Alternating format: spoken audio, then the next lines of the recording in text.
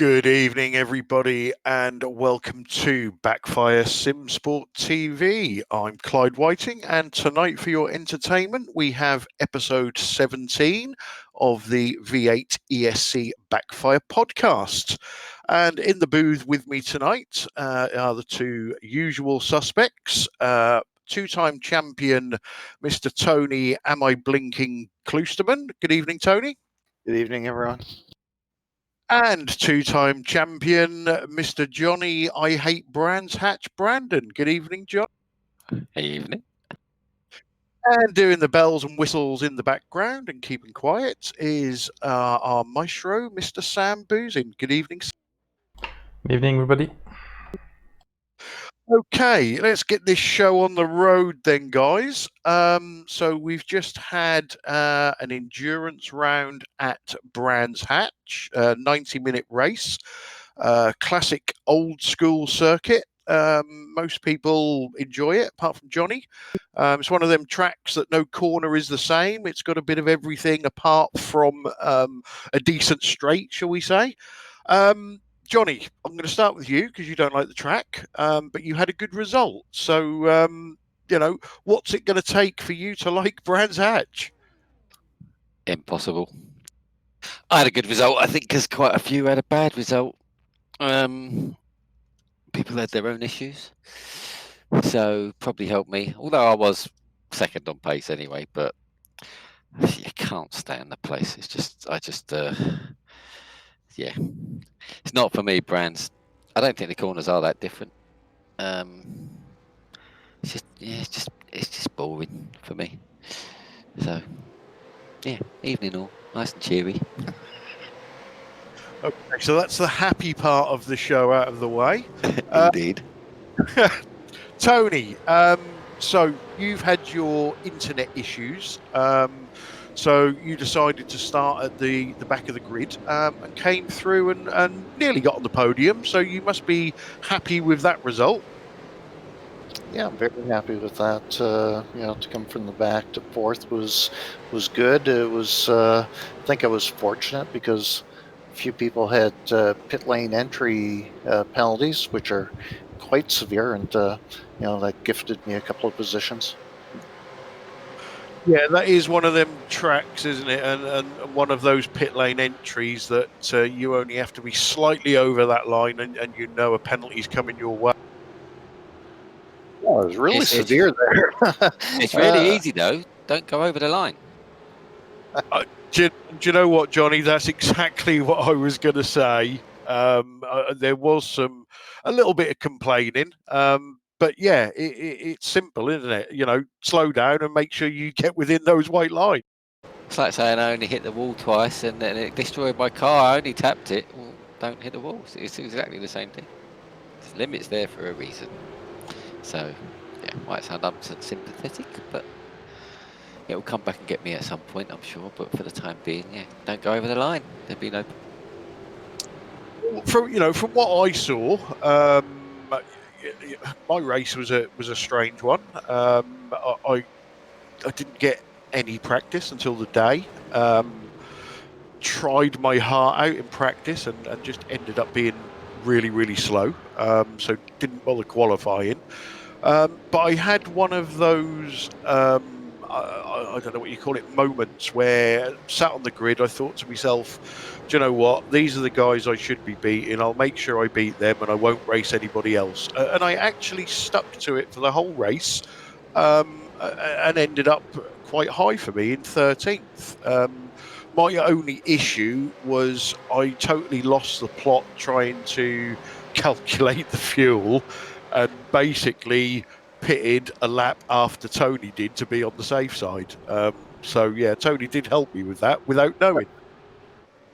Yeah, it was a race that was on the edge of being 63 or 64 laps.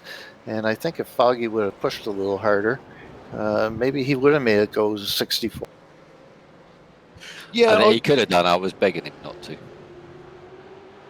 Yeah, Johnny just didn't want a lap. Yeah, I didn't want the extra lap because, I didn't want to. So Foggy was cruising for the second half. But I watched the broadcast back on Sunday morning, and we usually have a little talk about driving standards. I thought the driving standards were really, really good. Think the back markers behaved themselves, and I didn't see anything untoward. And lo and behold, we've had no protests yet. So, from your point of view, Tony, up the top end of the grid, everything all right? I think, I wasn't at the top end of the grid. I was at the back with you there for a bit. Sorry, But yeah, I was going to say, Tony, what was it like for you coming through the grid? Was it, was everybody sensible? I think everybody was pretty sensible. There was some good moments. I think I saw one that looked a little iffy, but no, it was pretty good for a 90-minute endurance race. And Johnny, get the name right this time, up the front of the grid, a little bit of not really a kerfuffle, but there was a bit of change in places at the start of the race, and then everything settled down, and away you guys went. Yeah, changing. I don't think there was any change in places. I think we just went first and second. Where did I qualify? Marco might have qualified in front of me. I can't remember. But we were first and second after turn one, me and Foggy, and that was it. I was never gonna threaten Foggy with his pace round there and my necessity to fuel save. So that was it. It was just away you go, and yeah, it was just a fuel saving drive for me. And yeah, once Namella and McClay had their issues in the pit, that was it. It was just driving at home, really. Yeah, and just obviously, for you guys that don't know, we've got Marco Namella coming on in a little while to have a chat with us. So we'll leave Marco's race out of it until we get him in the booth. Jamie McKnight had another good run, Tony. Yeah, Jamie was solid all the way through. He held off Marco there right at the very end, and he was chasing down Steve for the last 5-6 laps. He closed that gap from about 4 seconds down to about 1 second at the end. So he needed a few more laps, but I think Marco will say that he needed a few more laps to get by Jamie as well. But they've all had a solid race. Steve LaValle did XVR proud, Johnny. I remember seeing Rich Warmingham off the track right near the start of the race, so he had a bit of a recovery drive on. But Steve was up there in the thick of it for the whole 90 minutes. Yeah, Steve did well. We've spoken about that, haven't we? He's doing really well in the car at the moment. So I think he quite likes Brands. He's a bit strange like that, and yeah, he did really well. Okay, so the only it wasn't really post-race bitching, but the only comments we really had on Discord were around the pit lane penalties. But as Johnny said, and as I agree with him, I'm sure Tony does as well. If you keep it within those white lines, you don't get the penalties. So yeah, I think that's Brands Hatch wrapped up quite nicely. So we'll move on to the standings. So Johnny, here we go again. Johnny, I'm out of it. Brandon, you go into the final 3 rounds at Mid-Ohio. With my dodgy maths, 146 points behind Nicole Foggy. Now, we all know that the super sprint rounds can cause chaos. Mid-Ohio, short track, is probably going to add a little bit more chaos to it. I know you probably wouldn't want anything to happen to Nicole, but there's still a possibility. Do you agree? The only way that happens is if Nickel has a terrible night where he's super unlucky, because he's not going to make mistakes. So it's going to have to be somebody else's the mistakes that destroys his night. And honestly, I don't want that to happen. He deserves that. He's been the fastest all year. He's destroyed everybody in the endurances. He deserves that this year. So yeah, no complaints from me. Okay, so after your disastrous start to the season, you're up there in second place, and you are 103 points ahead of George. You confident? Crazy that. Yeah. No. Well, yeah, I should do, unless I have a disaster. You never know. Like you say, it's a super sprint round. I'd like to think I've had more than my fair share of bad luck this season, so I should be all right. But you never know. I might make mistakes. Who knows? Who knows what's going to happen? It'd be exciting, be interesting. I think I quite like the track. Is Mid Ohio is the one with the blind left-hander, isn't it, over the crest, and then the double right? Is that Mid Ohio? No idea, mate. They're all the same to me. Oh no, Yeah. Mid Ohio actually is the turn one's the left-hander, turn two's the hairpin at the top, isn't it? Yeah, but we're doing the short version. Oh, okay. Steve isn't that much shorter than the full version. Not that much shorter, but the second and third turns are a little bit difficult. It's going to cause some congestion, I think. Okay, we'll come on to Mid Ohio. So back to the standings. Yeah, we got George McClay in third, Jamie McKnight up there in fourth, and Steve LaValle riding high in fifth. Teams Championship. I think XVR have probably sewn that up. I can't see many positions changing there. Never Quit Racing Blue in second, and the XVR Sim Racing team are currently in third. In the club championship, we've got runaway leader Steve LaValle. He's not really got any competition. I seem to be solid in second place, and Andrew Hoffman in third. Bit of a shame, really, because Pete's had internet problems. Greg has disappeared off the face of the earth for a little while. But yeah, Steve's done really well. He's flying high in the main championship, so he deserves that. Forever Forwards is a good one. We've got Jamie Wilson now topping that with 88 positions gained in the season. George McClay and Nicole Foggy are tied for second with 83. And in the Safe Driver Award, we've got Dominic Sori that is suddenly up there. Done enough races to count on the leaderboard. I know Jamie McKnight was up there for a long time, but Dom, Wayne Sanderson and Jamie McKnight are all level on 0.009 incidents per corner. So that's going to change one way or another at Mid Ohio. So not having a dig at my my illustrious teammate, but is that not the Safest Driver Award is usually won by the championship winner, isn't it? In past seasons. No, because I've won it twice. Have you? Yeah, and I've never been near a championship. For sure. Maybe it was just me then. Just me.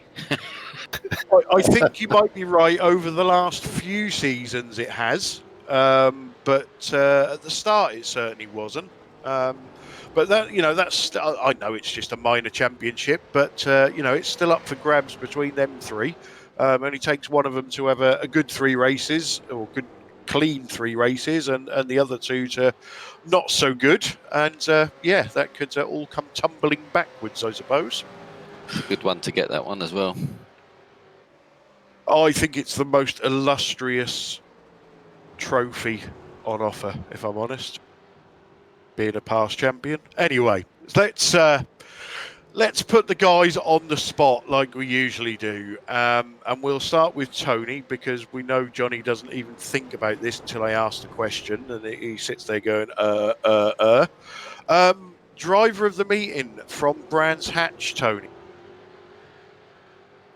Um, Bad choice of words, Tony. yeah, I know. I don't have a driver. I'll give a shout out to two drivers, Steve LaValle and who was the other one? Wayne Sanderson, both with 0 incidents for a 90-minute endurance race. Yeah, that's definitely good going. Johnny, your driver of the meeting? No, I've actually got one for this one. And are you sitting comfortably, Mr. Tony Kloosterman, for me? Back of the grid to 4th place. No mean feat, that one. Wow, you heard it here first. I don't really know where to go now. I'm sort of stumped. Yeah, I'm looking for solid objects to hit myself with, but I can't see anything at the moment. Okay, well, I'm gonna go totally different to you two as well. I do. 3 drivers stuck out for me. Steve LaValle with his 5th place. Tony for his drive from the back to 4th, but I don't know. Call me. This is going to sound really shitty, but it's not meant to.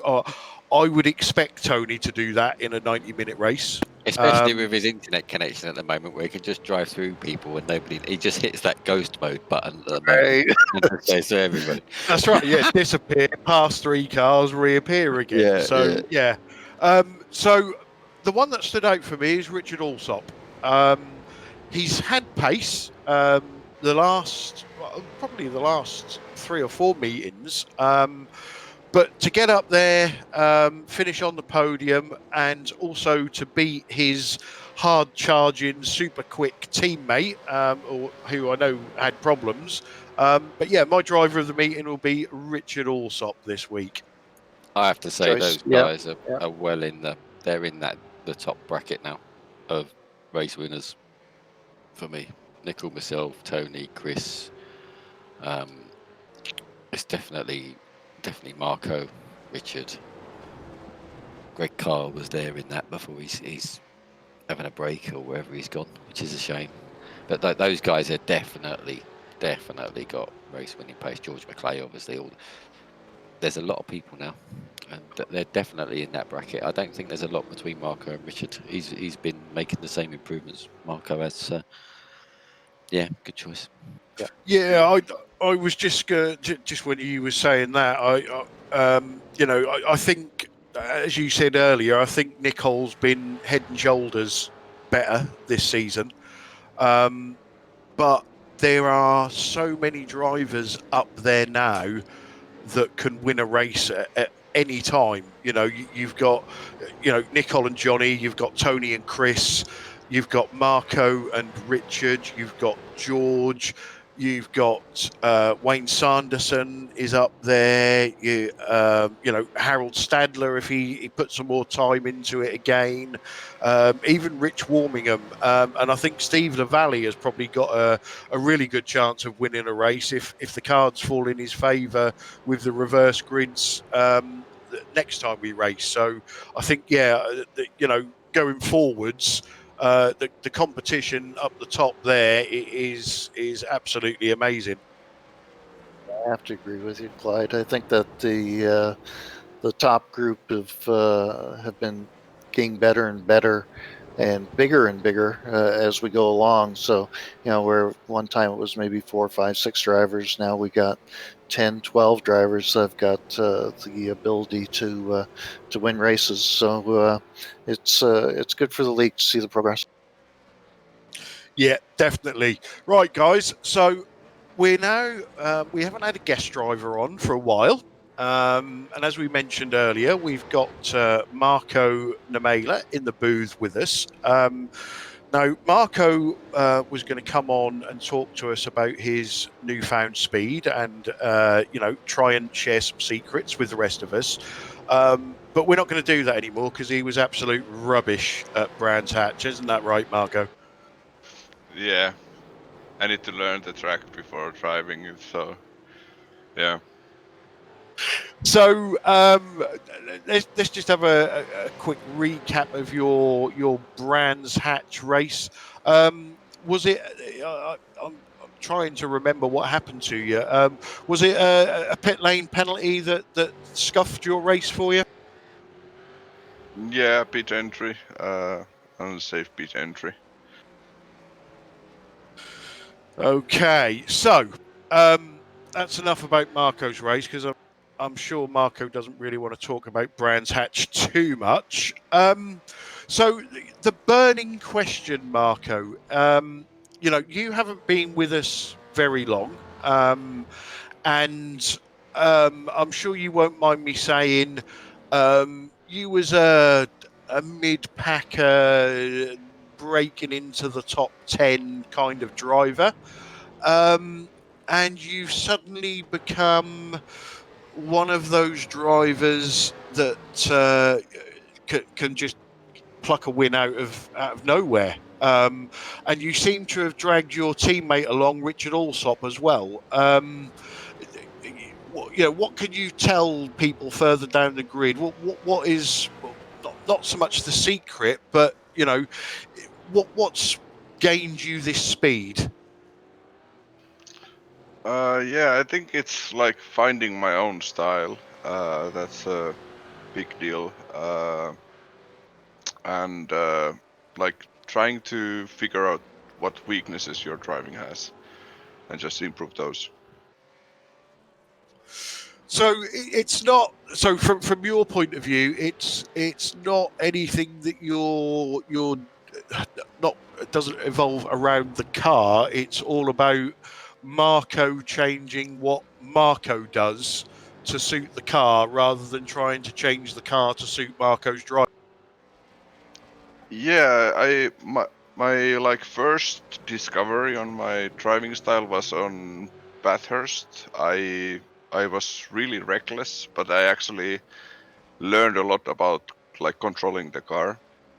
So then I just created like a memory system for like driving style and like calm myself down on those, and just the pace just came.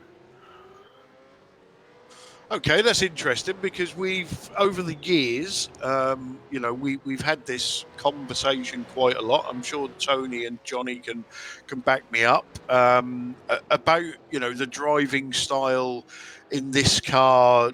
Can be different to other cars.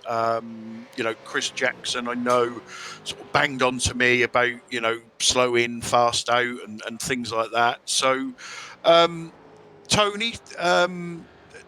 You obviously understand what Marco's changing. Yeah, I think what Marco's saying is that sometimes to go faster, you need to go slower. And maybe it's not being reckless or throwing the car through corners, but learning where to sacrifice a little bit of entry speed to get decent exit speed and some speed down the straights. And Johnny, you're at the top of your game at the moment, especially in this car. And well, you are. Nearly. And I watch you. I see you get Spawny podium last week in that PMR series. But you do drive a few cars on the service. Do you find that you drive the V8 differently to the other cars that you drive? Yeah, to a certain extent, you have to, don't you? I'm getting a bit old now, so I'm kind of stuck in my ways. But I think this car isn't quite. I'm getting there. I think this car's it's not as tricky as the old one. I think you can really the old, like the slow in, fast out way that Tony's talking about. I think that was imperative in the old car. I think in this one you can get away with pushing the front end a bit more, which doesn't necessarily suit me. But I definitely think you can, just because of the high grip levels. The front of the old car had very little grip, So yeah, I think it's a little bit different. I don't think it's quite as difficult as it was, but it's still a completely different entity all on its own. It's different from any other car, and especially for Marco and the guys from Racecraft, because I believe they concentrate on open wheelers usually. I know Marco and Richard were very quick in the F3 stuff, and that's obviously a completely different thing with downforce and driving style, I would imagine. So it'd be interesting to hear what the difference is there are for you, Marco, and if you still touch the open wheelers. Yeah, so Marco, what as Johnny said, do you still dabble with the open wheelers, and what's the difference in driving style between driving them and coming to the V8, or is that where your not I was going to say problems, but you was always sort of top 10, but is that where you had to change your driving style from the F3s to the V8s? I actually think like I was at first spending way too much time with the setup on the V8. The F3 was really sensitive on setups, so I really liked the challenge on the setups. But the V8 is more like you need to drive it. Like you need to be really comfortable on the controlling the car and creating your driving style around it. And the setup doesn't matter like that much at all. Like it's probably like maybe tenths or something like that. And what was the like eureka moment for you? I know you mentioned Bathurst, where you learned some things, but was it a conscious effort to go, right, I need to drive this car differently, and this is how I'm going to drive it? Or did you stumble across, like sometimes, like Tony said about going slow to be fast? I know myself, I've done a lap where I'm not really caring about what time I'm doing. I'm just concentrating on getting me entries and exits right. And lo and behold, you're half a second quicker than what you was when you thought you had your balls hanging out the door and going really, really quick. Yeah, there is actually one thing I listened to the After Monza podcast, and Johnny said about like steering the car with the rear, and I started playing with like all the different stuff, and that actually created my reckless driving. And then I started putting like rules on my driving. The Road Atlanta was basically where like everything clicked. I didn't make any big mistakes, and the pace was pretty good. So that was for me the place it like started, and now it's just improving. Well, that's always good to hear. So, when we have drivers in for the first time, we always like to ask them, how are you finding the league? How does it compare to other leagues that you drive in? Do you think there's anything that we could do better? That sort of thing. No, I think you are doing great job, Len. This is like the most fun league I have been in iRacing. So yeah, I don't really see any changes you should make. Maybe like one thing it's pretty bad. It's the overlapping with the endurance events, the special events. That's the bad part. But yeah, I don't see anything else to improve.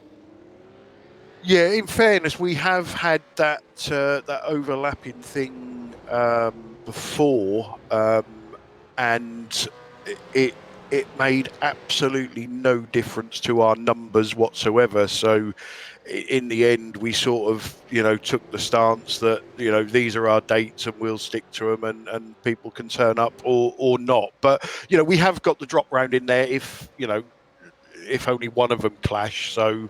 I'm not sure whether that's going to change, if I'm honest, but I think it's potentially changing. From what I think last season, I think every one of them clashed, which it was unfortunate. But I think that's not going to be the case going forward. Hope. Yeah, we had that discussion about the next season, and had a quick look at the schedule, and it looks cleaner than it has before. I wasn't sure how much to say there, but it looks like it avoids all of them, possibly bar one, if not all of them. So that's good news. So, final question to Marco before we move on. Next season, I'm going to presume that you'll be back, and hopefully Richard will be back with Racecraft. Do you think you've got a shot at the title next season, Marco? I know that's a hard question, but that's what we're here for. I've heard they might have some more drivers coming as well. Ooh. Yeah, has it? Go on, Marco, spill the beans. Yeah, I hope we get more drivers in, and this season goal was just finish all the races and learn the car. And now I think I have learned the car, so now I need to push for the wins and look at the championship on the end. Well, for one, I'm sure that wins are just around the corner. Championships are a lot harder to come by. You've got a couple of double champions in here. But we were saying before we got you in, there's probably 8, 9 or 10 drivers up the top now that have the ability to pull a win out of the hat. And it's normally the consistent ones that walk away with the championship at the end of the season. But thanks for sharing that little insight with us, Marco. The guys outside the top 10, take it on board. You hear us bang on, especially Johnny, about setups. And it's, yes, setups can give you a tenth or two, but if you're looking for the big bucks, it's learning to drive the car properly, and changing your driving style to suit the car. And you can look at Marco's results, and the proof is in the pudding there. So stick at it. I'm one of the back markers. I've been sticking at it. I don't practice as much as I would like to, but we're all here to help. So Tony, Johnny, anybody in this league, you need some help, send them a message on Discord, and I'm sure they won't turn you away. So Marco, feel free to stay with us for the rest of the show. Sure, we'll fire some questions at you. And for everybody watching, if you've got any questions for Marco or the rest of the guys, pop them in the chat. Sam will make a note and we will answer them at the end. So we go on to Mid-Ohio Super Sprint, 3 races, our usual end to the season. Johnny, are you looking forward to this one? Yeah. Yep. I like Mid-Ohio. Can't moan about that track, although I don't know the short version. I've got no idea what the layout of that would be.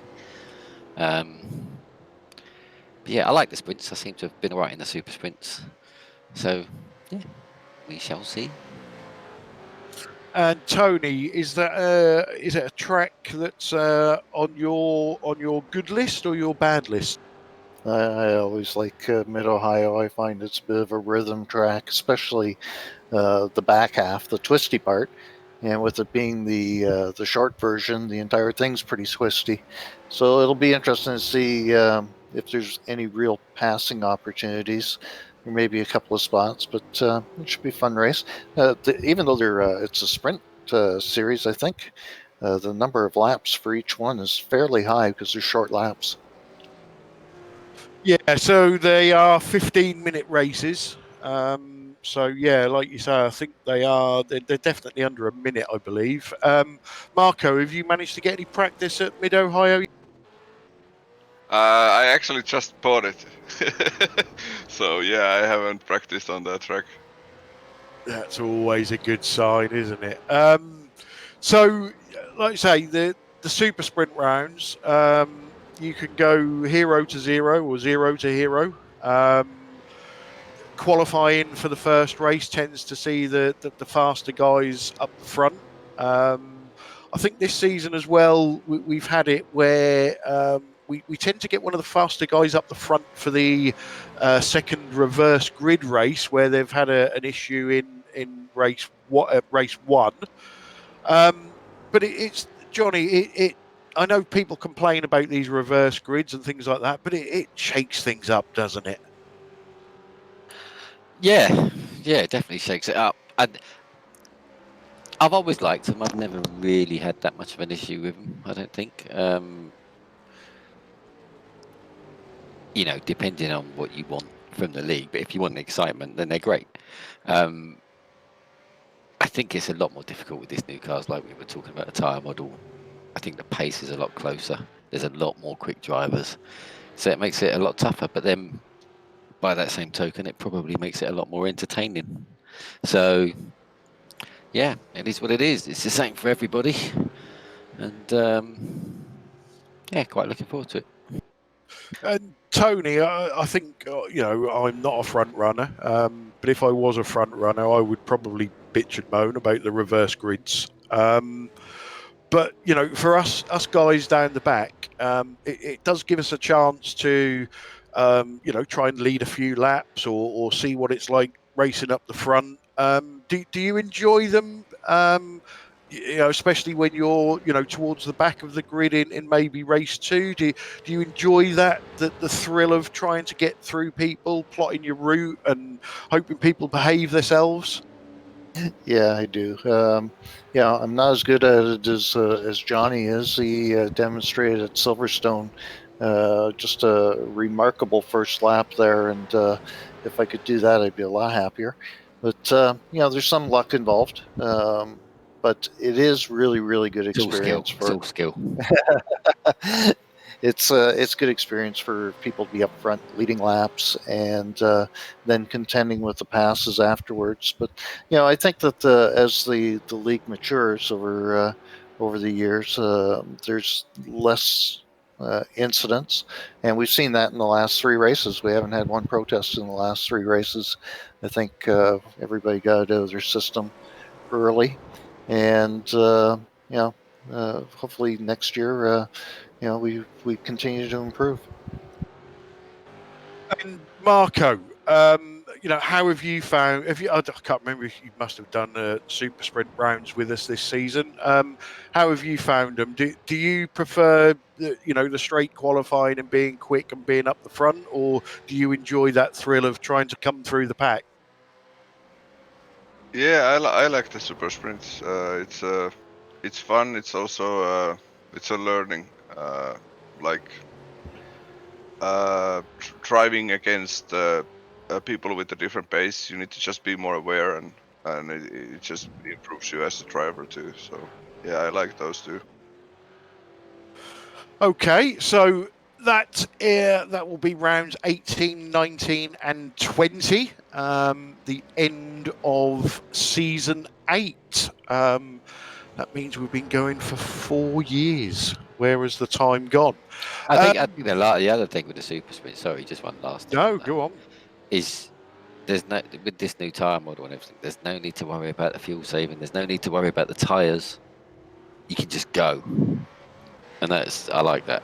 That's I love endurance racing, but I suffer with fuel rates, so it's not good for me. But the sprints, you can just go for it, can't you? And there's no worries about anything. You haven't got to look after your tyres. It's just go, and it's quite exciting in that respect.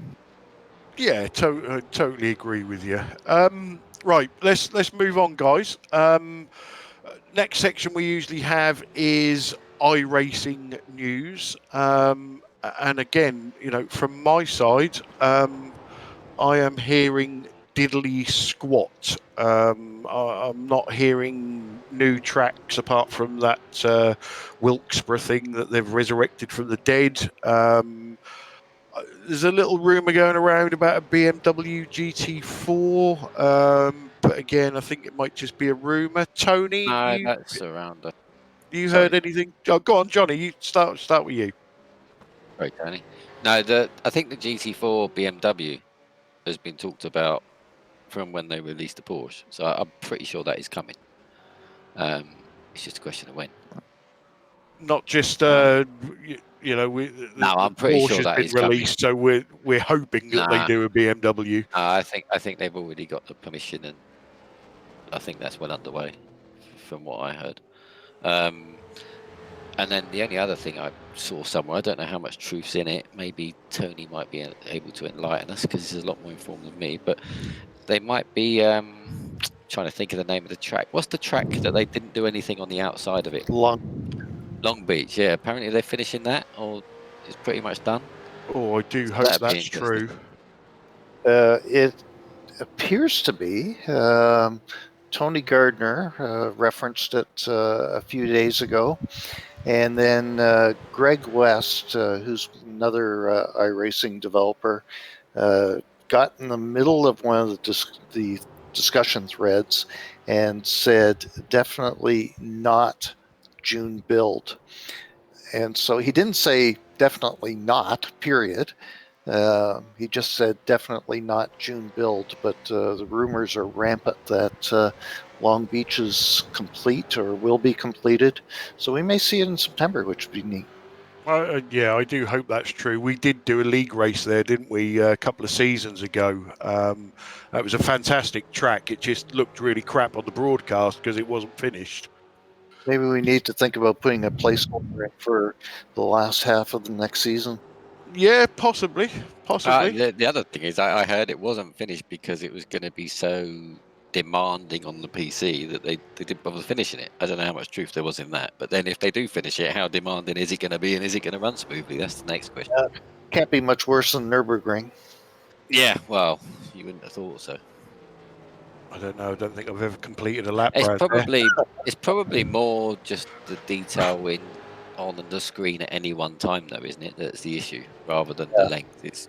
So if there's lots of detail around the outside of the track, which being a city track, I think was the issue. But I hope it gets done because I did enjoy that track. I like that track. Absolutely, yeah. That would be great. Apparently, we have 6 cars coming, so we know 2 of those will be vintage stock cars from 1987. We know we've got a couple of Formula cars coming, and then that leaves 2 other cars to come yet. And so I heard the BMW rumor as well.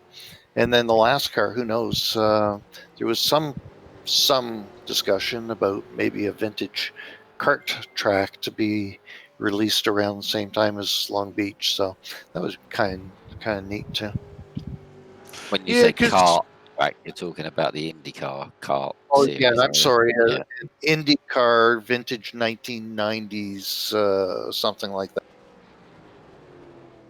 Yeah, that wouldn't be the first time that iRacing have thrown a total curveball. I remember the Nissan GTP and the Audi when they came out. They were a bit of a surprise to everybody. So yeah, you never know. We might get something funky. Be interesting. Well, only a couple of weeks and we'll find out. June the 3rd. That's very true. Very true. Marco, I don't know what sort of iRacing circles you move in, but do you get any rumours or inside information from anybody about what's coming up? Yeah, I think the only thing I think it's the road to Indy. Like there is 2 open wheelers, maybe 3. That's all I have heard. Like there is basically same chassis car with lower engine and then lower powered engine and higher power engine, and then maybe 1 car like the vintage kart. Okay, so yeah, it sounds that certainly sounds interesting. With what's coming up, I'd like to see. I don't know. I don't actually know what. Let's go for a wish list, Johnny. pick a car, pick a track that you would like to see. That's Why are you not on coming the to me service. first? You know what I'm Because like with on I the like spot putting you decisions. on the spot because I know you panic. So what do you want me to pick a car? A And car pick and a track that is not on the service that you would like to see.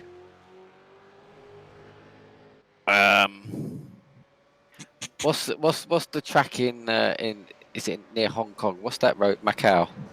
Macau's the track I'd like to see. Yeah, we need some better safety cars for that track, though. I remember seeing that. There's walls, just don't hit the walls. It's simple. Yeah. You know? Yeah. And as far as cars go,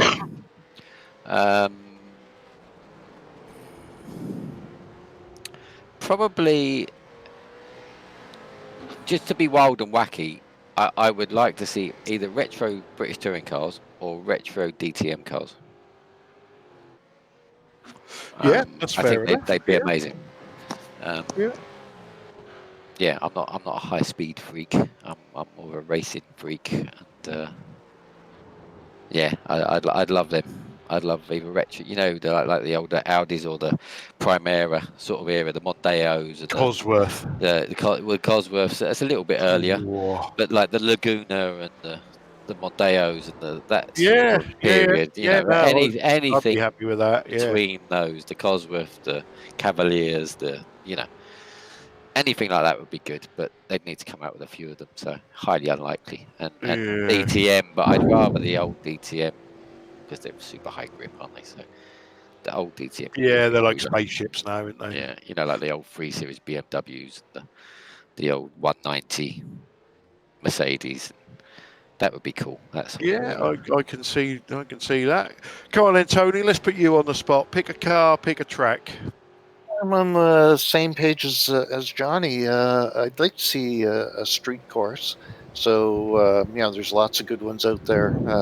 Gold Coast in Australia. That's a great track. Yeah. Yeah. Surfers Paradise. What's the other one?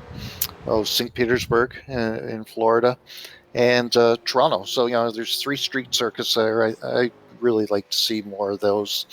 And for a car, I was also thinking vintage, but I was thinking about a vintage Mini Cooper. I think that a field of those would be a lot of fun. Yeah.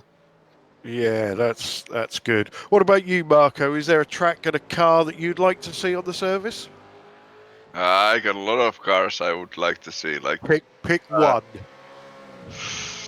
I will have to say, like I like the DTM. Like I don't, the vintage or new, and like some sort of like new Formula type car would be nice. And then I'm pulling a little bit home. I would like to see the new Finnish track, the Kymi Ring.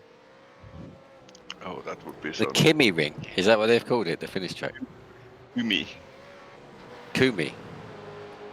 Yeah. Okay, I thought for a minute there, I thought it was named after Kimi, right? Yeah. See, Kymi Ring is Kimi's bumhole to me. Yeah. Yeah, the MotoGP is running there now, and the DTM almost came there. So yeah. Yeah. So, well, be nice to see a track. Yeah. Adelaide's another iconic old track that would be good for lots of races, especially these. So I was just looking on iRacing in the forums, and it looks like there's lots of votes for an LMP2 car, so that's possible to come out in this build as that 6th car as well. Yeah. People can't drive slow cars closely. Why they want them super fast ones? I don't understand it. It's the difference between driving and racing, guys. Racing's better in slow stuff.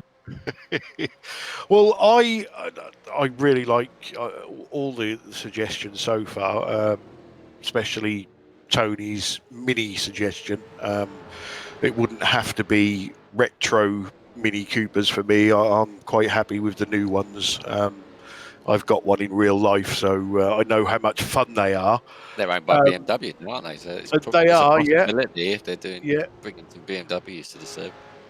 I think for me, car-wise, I would like to see some more added to the TCR family, so that we could get some proper touring car action going.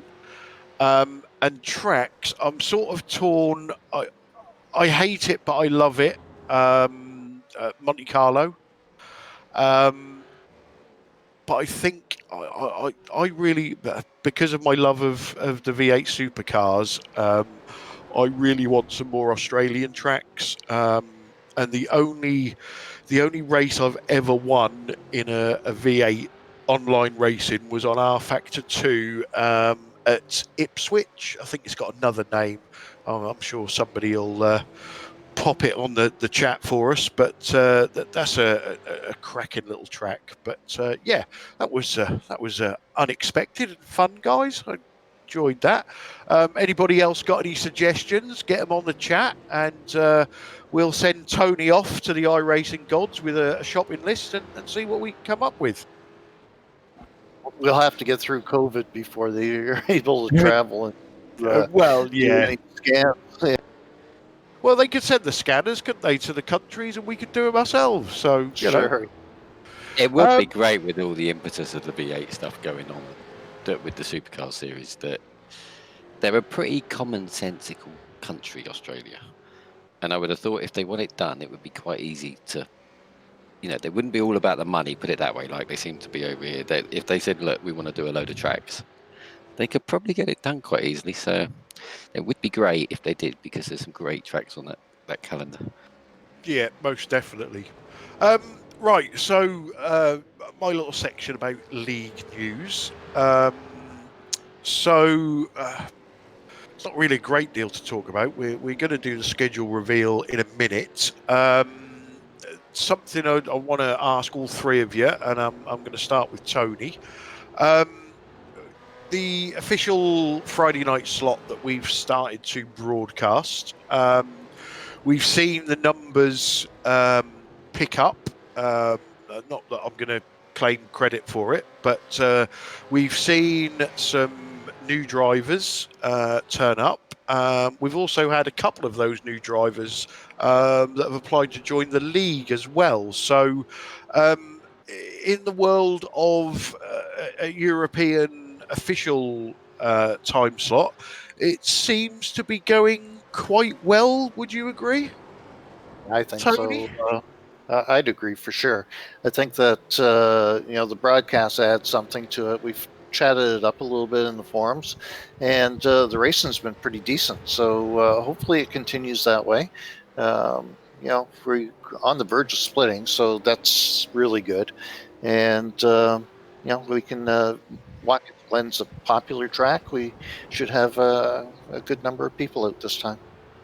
Yeah, I'm sort of looking forward to Friday. I think we might get our first split race this week. Going on the numbers that we've been getting, plus, like you say, the popularity of Watkins Glen. It's not a difficult track. So yeah, that could be quite good. It's last words, isn't it? What? It's not a difficove track. Yeah, it's come on. Even I can learn that one. Johnny, you've been racing, and I know we spoke a little bit before the broadcast about it, but you're enjoying the broadcast and having some decent racing now on a Friday night in an official race. Yeah, definitely. I mean, it'd be great. Say without sounding too elitist here, I don't mean it as bad, but it'd be great if there's some quicker drivers turn up. There's everyone's entitled to race, but there's been a few people turning up with very low I ratings that have done very little in the car. It's obvious to see, and seem to be there for the broadcast more than anything else. But yeah, I'm sorry. All to themselves, each to their own. And if we get some more, it will split and solve that problem for us. Because I just want to race. I'm not here to win. I'm here to race cleanly and closely. And like Marco and Richard getting on the pace. When we saw them join the league, we knew they were going to be quick. It was just a matter of time. And the time is now, and it's great news. So. And it's the same with the officials on Friday.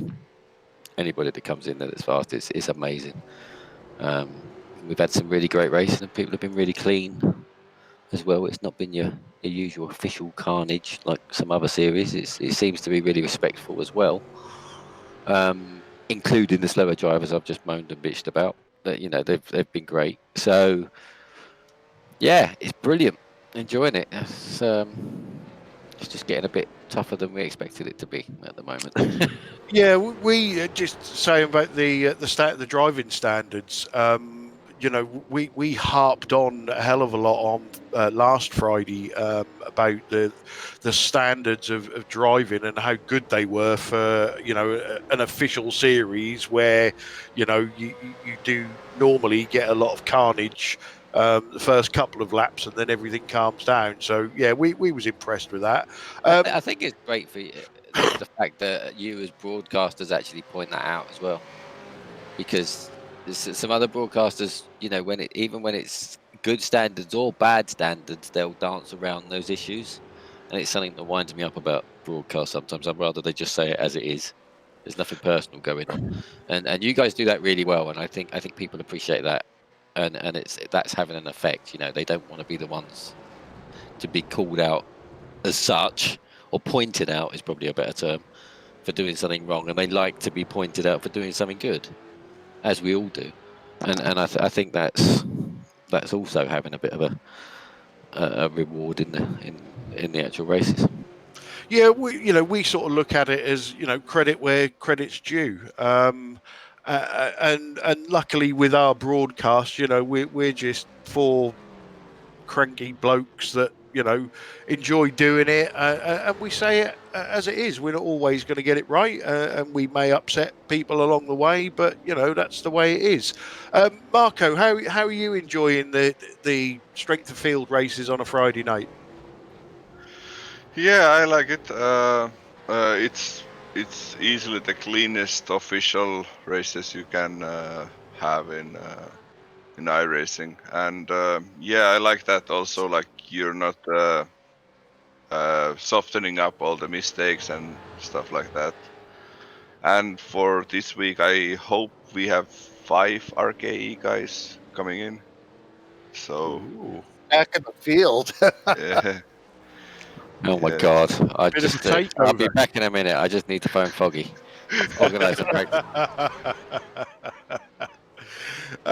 Right. Okay. Well, that's the trumpet blowing done. So now we are going to reveal our season 9 schedule that some are going to hate, some are going to love, and some are going to go, yeah, it's not too bad. I'm sure it will be up on the screen, ready for all of you to look at. So there we go. So we are starting on the 11th of July with our usual media day, which is going to be from Phillip Island. So I know Chris is watching. So Chris is probably going to be running around his living room with a hard on now because he loves that track and he tends to win there. So let's go through it. Couple of races at a time. Sprint and features. We start off with sprint and features, trying to keep all the new guys calm and things like that. We did do a super sprint once and it was a disaster. Mo Sport, Johnny, your kind of track? Yep, that's a tick for me. That one, I like that one. Excellent. And Marco, Motegi, one of those slippery Japanese bastards. What do you think of that one? Yeah, I don't know. I haven't driven that much in Motegi, so. Do you own it? But yeah, I own Well, it. there's a start. There's a start for you. Tony, Daytona. You know the answer to that. I had to leave that one for you. Come on. Uh, I can remember the first time we did an endurance race at Daytona, and you probably spent, I don't know, about 3 months berating me on Messenger. and it turned out to be a really, really good race, and you enjoyed it. I still don't like it. It's like Brands Hatch for Johnny. I just don't like it. Okay, so just obviously on this, because I'm sort of limited for space. Mosport is going to be full. Motegi's the GP, and obviously Daytona is the road course. So then we're going to do Okayama GP for super sprints. Slippery Japanese track, Johnny. Yeah, cool. Yeah, good, Yeah. good. This is going well. I like them all. I'm looking at the list. I like them all except for the endurance ones. Okay, that's And the fair enough. media. Marco, Donington GP for a sprint and feature round. Have you done much around Donington? Yeah, I have drove Donington. It's a good track. I love Donington. I think it's Is it the full one or the? Yeah, it's the full one. Yeah, so it's got that nasty hairpin at the end of the GP loop. Yeah. Tony, now little change that I've made on the schedule that you probably haven't seen yet in our folder. Bathurst Endurance that we normally do. We are changing it this season. It's still going to be an endurance. It's going to be 75 laps, and it's called the Bathurst 300. I was just waiting for. We're not doing it at Bathurst. It's going to be somewhere else. No, we couldn't not do Bathurst. Johnny was hoping. What do you think to that? I think it's going to be a good 2 hours, 2 and a bit. Fine with it. I've done the 6-hour endurance race, the 1000. I drove all but one fuel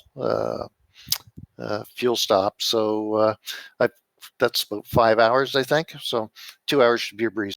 Excellent. Marco, we go back to super sprint. Snetterton 200 circuit, so the one without the sort of inner loop. Have you done much at Snetterton?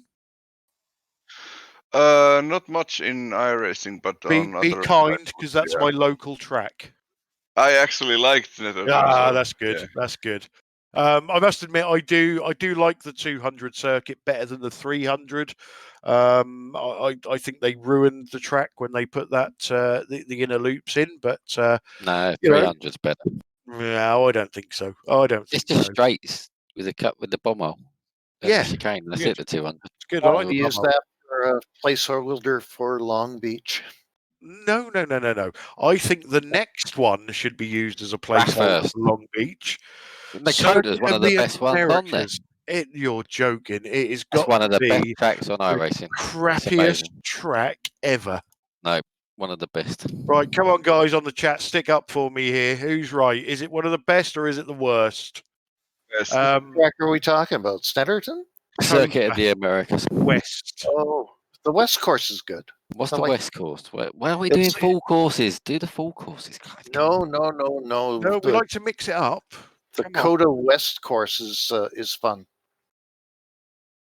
I have no idea what that is, but that's what the E-Series was at this past week. I can't remember if we've done it before or whether we did the East. A long time ago. Can't remember. Tony, Le Mans. Yeah, take it or leave it. We did it the one time before, and it wasn't too bad. Yeah, and that's also going to be a night race. So that'll be interesting for the broadcast.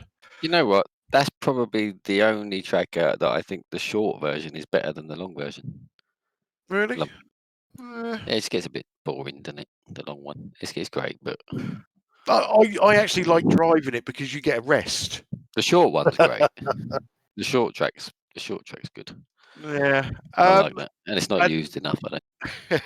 And Marco, we finish off at Watkins Glen, the Cup course. We tend to mix up what layout we use at Watkins. Is that a track you like? I suppose we'll find out Friday.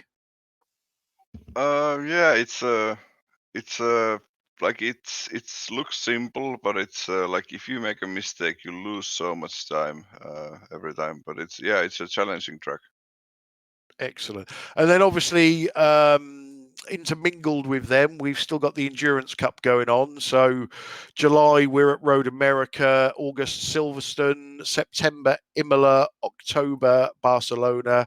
And in November, we finish off at Daytona for a night race.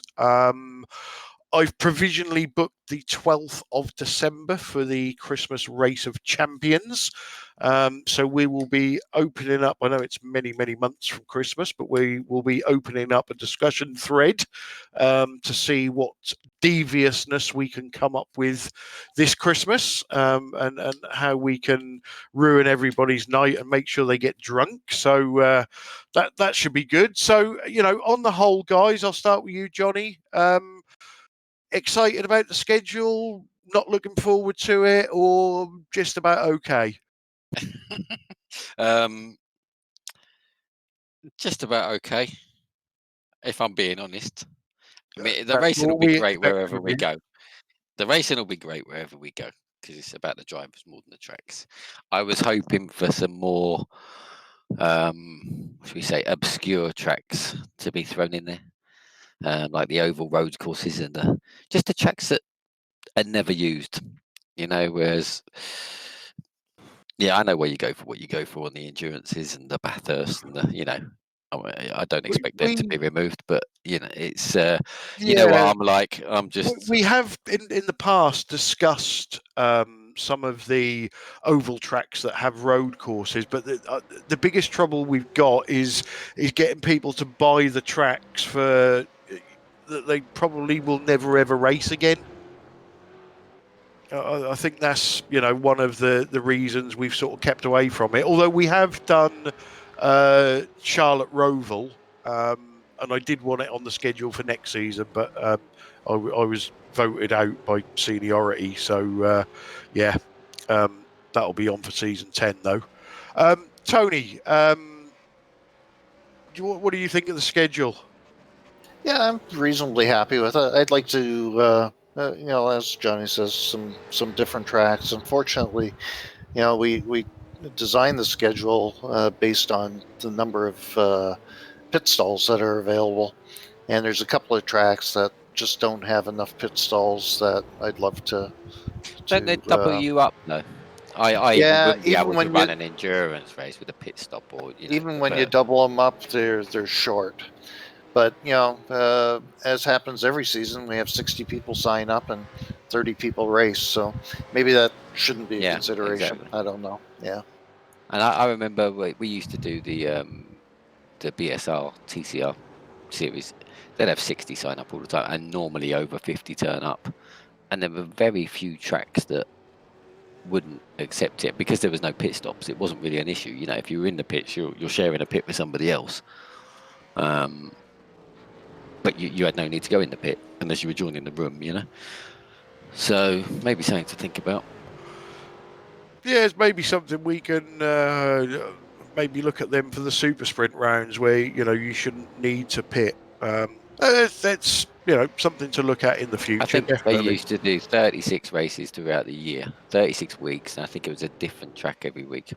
They wouldn't do the same track twice. So, there was a lot of variation there.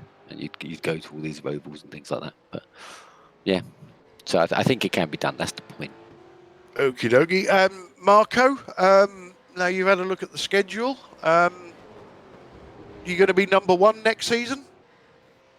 I don't know, but I like the schedule, especially Le Mans. It's like I have like half of my iRacing driving is in Le Mans.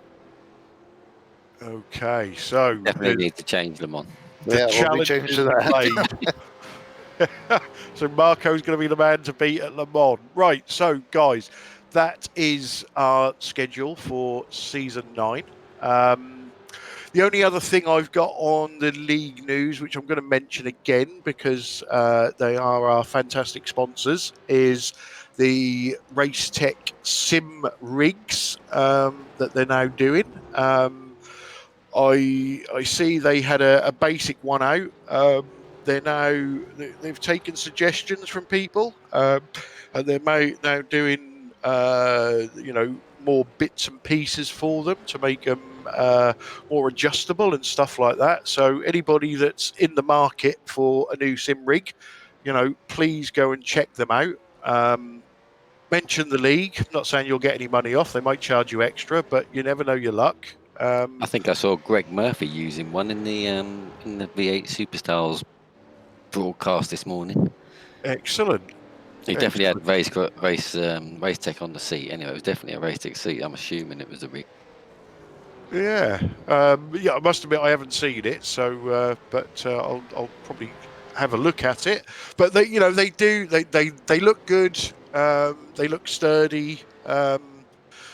Prices looks to me like sort of standard pricing. When you look at the pricing, don't forget they are talking New Zealand dollars. So make sure you do your currency converting, because I think there's 2 New Zealand dollars to a British pound at the moment. So that does. It can frighten you when you first look at the price, but once you do the currency conversion, it's not too bad. Right, guys, let's have a look, see if we've got any questions. All right, so Wayne Sanderson, this one is obviously for me. If the safest driver ends as a tie, who wins? So the safest driver is worked out on incidents per corner. I'd say third place. If there's the first two have obviously clashed at the. If there's a tie on incidents per corner, we can then take it back to incidents per lap. And if you look at the standings for the Safe Driver Award, you'll see the top 3 are all different. And then we can take it back again to incidents per race. So there are a number of ways that we can do it, or we can just call me the winner and get it over and done with. It's nice and easy. That one's not a problem. I don't think we've got any more questions at the moment. So what time are we? So yeah, we're about right. So no more question, guys. So Johnny, I can't remember what I was going to ask you then. I've had a senior moment. Mid-Ohio. Give me your predictions. You're really on the spot tonight. Yeah, I think Tony will be back at the front next week, as long as he gets his internet sorted. He's normally good round the short tracks. What's Foggy like round there? I nearly said I don't know because I haven't seen it, but I might as well just say rapid. Because he's rapid everywhere. Seems to be that way everywhere. Yeah. We'll be all right. It's just putting some time in. That's it. It's we'll be good. We'll be there or thereabouts. I promise that. And like I said before, these RKE boys coming in, it's going to be interesting because I'm not aware of many slow people in that team. They're a super fast outfit, so it's going to be great. And you think Foggy will come away as champion? I hope so. Yeah. I don't think there's any doubt. I hope so. He can start in the park and win it. Tony, all right, we'll put Johnny on the spot. So, Mid-Ohio, you've already said you like that track. Are you going to win a race? Well, who knows? The way my luck has gone this year, I highly doubt it. So, we'll do our best. It will be exciting, I'm sure. It's a very tight, compact track and lots of fast drivers, so it should be good fun. And Marco, are we going to carry away any wins from Mid-Ohio, even though you've only just bought the track? At least I practice, so we'll see. I try my hardest. Well, that's all we can ask for. I expect you're going to be quick, but we'll see how it all shakes up in the end. And don't forget, in the meantime, we are at at, I'll put myself on the spot now, and I've got a really bad memory. Road Atlanta. America? Road Atlanta. Is it Road Atlanta? Road Atlanta this Saturday for the Endurance Cup. Oh, and one other thing that I failed to mention when we looked at the schedule. We're changing Bathurst. No. Oh. But there is a most definite possibility that we will be changing the race lengths. So currently negotiations are ongoing and nearly concluded about Backfire Simsport TV taking over the broadcast for the V8s. Because it will be then done in-house, if everything goes to plan, we're not then limited on our 2-hour time slot. So I hope to have an answer by next weekend. It's all up to the sponsor at the moment. But if it works, we're going to go to sprint races super sprint races will be 15 minutes. Sprint races will be 30 minutes. Feature races will be an hour. And endurance races will be 2 hours.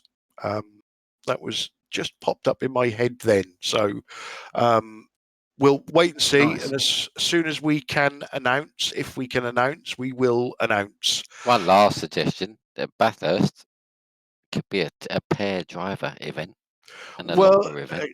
Again, we've looked at that in the But past. not pairs from the same team. That'd be an interesting deal. The only trouble is you end up with, if you've got 30 cars on the grid, you end up with 15. And it takes a bit away from the racing. I think if we get to that point, which it could be next season, if we're getting a consistent, 40 cars on the grid. Yeah, I don't think 15 would be too much of it because it spreads out so much anyway. Yeah, generally a 30 car field does. I'm not sure that'd be too much of an issue. It's definitely in there in the background, waiting to happen if we get the numbers. So yeah, I suppose it does create the possibility of an odd number creating a problem. Yeah, there is that, but things we just to let you know, we have been talking about things we've spoke about in the past is making people confirm that they're gonna do that race, so that we can make sure that if we do get 31, for instance, we can pull in a ringer from somewhere to make up the extra number. We've talked about what interesting you say about you're not allowed to drive with somebody out of your own team. We've spoken about having a draw on the night before, so all the names are in the hat, and you draw them out, and that's who you're with. So that one's a bit scary, but yeah. A Nicole Foggy could end up with a Clyde Whiting and be actually no, a Nicole Foggy could end up with a Pete Bingham and be really ballsed up, because Pete can't do 2 laps around there without crashing. So we have spoken about it. It's just a numbers thing, and not sort of diluting the grid too much, but we're definitely getting there. The new cars have helped. We've had a lot bigger grids for a lot longer this season. I'm sure the broadcast on a Friday is going to help, and it's going to get more people into it. And to be fair, we're not really advertising the league on the broadcast, but we will start doing that. And yeah, if we've got the numbers, then that's definitely something that we'd like to do, because it's something different. And it would be Foggy's drop round, I reckon. Oh yeah, brackets, top 10 bracket, they pair up, no members of the same team. Mid 10 bracket pair up, and bottom 10 bracket. It'd be interesting anyway. All sounds. Yeah, there's loads of ways you can do it. You can look at you could do it on iRating and do the highest and the lowest and stuff like that. But I think it's a little bit unfair on people then, and I'm not sure. So you're changing your mind now. Yeah. I'm not sure some of the lower people would want to drive with Foggy and get in the car, but you know what I mean. It's the threat of Pete Bingham and he's going backwards now. We've there's lots of things in the background that we've thought about. Sam's just reminded me about top 10 shootouts, but it's so difficult to admin. But as things change on iRacing, we can bring different things in. Right, guys, I'm going to close this now. Thanks to Johnny, thanks to Tony, thanks to Sam as usual, thanks to Marco for joining us. Johnny, any last words before we disappear? Nope. See you in 2 weeks. Not racing this Saturday? No. No. Tony, any last words from you? Nope. Stay safe, everyone. Hope everyone's doing well. And Marco, any last words from you? Just thanks for having me. Not a problem. Not a problem at all. Slow down a bit. Yeah, slow down. And good luck with Mid-Ohio, and hope you get some practice in. So yeah, just echoing what Tony said, let's make sure everybody stays safe. Luckily, we've got a hobby that it helps you social distance, shall we say. We are back on Friday with the Endurance Cup from Road Atlanta. No, we're not. We're back on Friday with the official series from Watkins Glen. We are back on Saturday with the Endurance Cup from Road Atlanta. So it just leaves me to say thanks for watching, everybody. Take on board everything that Marco said. You've seen his rise up the leaderboard. And good night from me.